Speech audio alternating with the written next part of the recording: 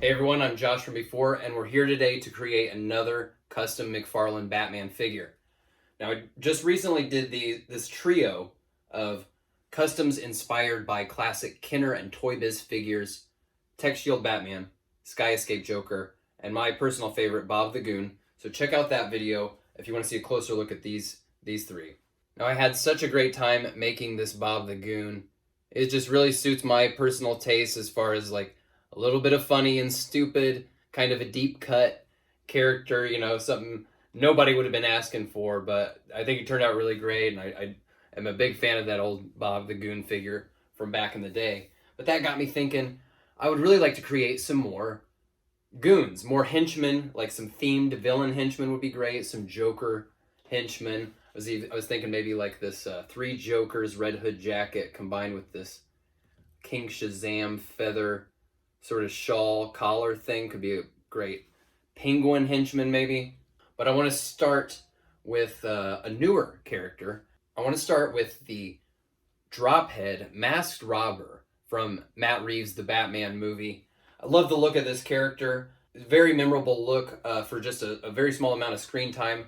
Really captures the Gotham criminal element really well. I like the sort of double duty of like reinforcing that it's Halloween and there's people in masks running around, and the drops, the fictional drug that plays a part in the story. He reinforces those ideas and communicates, of course, the idea of criminals fearing the presence of Batman. And I appreciate the Easter egg that the store that he robs is called a Good Time Store, and he's somewhat reminiscent of the look of Robert Pattinson's character in the movie Good Time. So the question becomes, okay, what pieces do I use to create the Drophead robber figure? I think the most obvious answer would be to use the Drifter Bruce Wayne here. He's got a big puffy jacket with a collar, and he's a DC Multiverse figure, so he's going to fit in pretty well with the rest of the line. But I just used the Drifter pretty prominently to create this Bob the Goon, and I kind of just don't want to go back to that well just yet.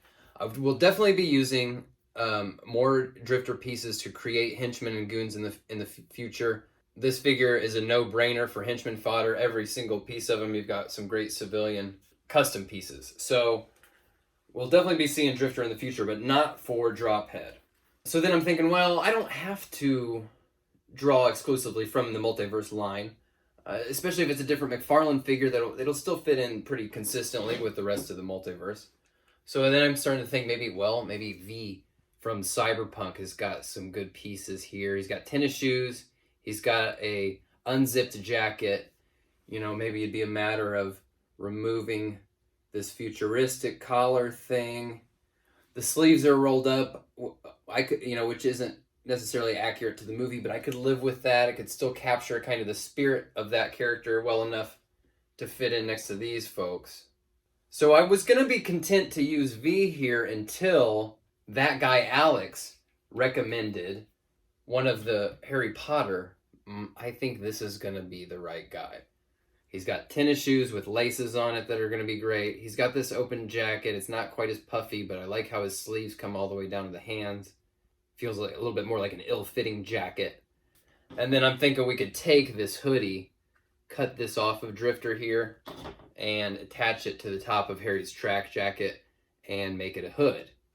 So he's obviously going to need a repaint. And then the other big thing is going to be we need to make his big drop head mask, right?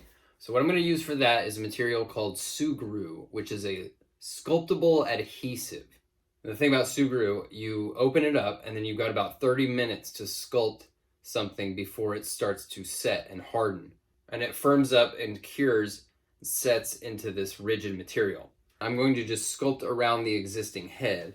Try to minimize having to pop a head off, have to pop it back on.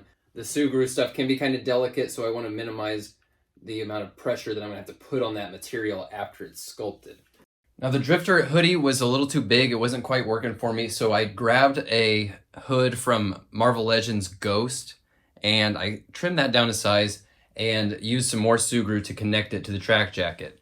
And then he needed a weapon too, but he's got that very tightly closed wand holding hand, so I trimmed a gun down to size so that it would fit in there. Now let's see how we did here. This is drop head, all finished.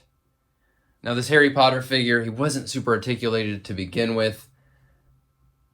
Adding the paint is going to make it even more stiff. You can see that's as far down as his arm goes. But it's fine. He's just going to be in this position. He's just going to go on a shelf. I don't really need him to do anything crazy. He's just there for the vibes, right? I may go in later down the road, add a wash to the jacket and the mask as well. So there's a little bit more dimension to the paint job, but I can live with this. I'm really thrilled with it. Let's put him here next to a couple Batmen for comparison. I like how he comes in a little bit shorter than Bats here. And, you know, if you watch that scene in the movie, it does seem like maybe he's a younger kid. He's like a head shorter than everyone else in the store. So I think the Harry Potter was a great choice, and I think is a great time to welcome to the From Before Figs Rogues Gallery that guy Alex, who was the one that suggested the Harry Potter figure. Thank you for the suggestion, that guy Alex. Welcome to the Rogues Gallery. And let's look at him next to the rest of the custom crew so far. Tech Shield Batman, Bob the Goon, and Sky Escape Joker. I'm loving these customs, guys. I know they're not perfect or anything, but they've just been a blast to make. I can't wait to make more. Can't wait to start filling out this henchman goon squad and coming up with some colorful side characters. And I think I have an idea for the next goon custom that I would like to make. Here's a little bit of a hint. So that is Drophead. Thanks for joining me on this custom journey. Thank you for helping the channel reach 5,000 subscribers. That's just tremendous. There will be a 5,000 subscriber special video coming very soon. And as always, many more reviews and live streams to come. Thanks for watching, folks. I'll talk to you next time. Bye.